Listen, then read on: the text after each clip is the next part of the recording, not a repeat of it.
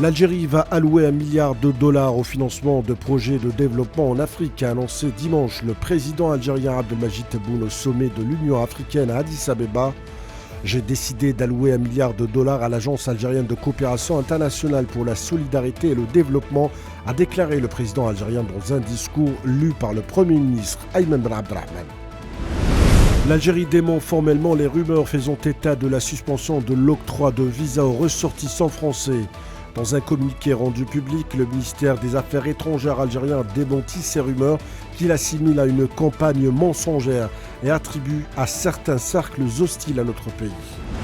Le gouvernement chinois a nié envisager de fournir des armes à la Russie pour appuyer son offensive en Ukraine, comme l'a affirmé le secrétaire d'État américain Anthony Blinken. Nous n'acceptons pas que les États-Unis pointent du doigt les relations entre la Chine et la Russie et encore moins qu'ils exercent des pressions et des contraintes, a déclaré le porte-parole du ministère chinois des Affaires étrangères. Ce sont les États-Unis et non la Chine qui envoient constamment des armes sur le champ de bataille, a-t-il ajouté.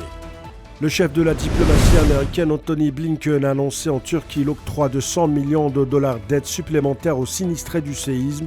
Quand on voit l'étendue des dégâts, le nombre d'immeubles, le nombre d'appartements, le nombre de maisons qui ont été détruites, il va falloir un effort massif pour reconstruire et nous nous engageons à soutenir cet effort, a déclaré Anthony Blinken.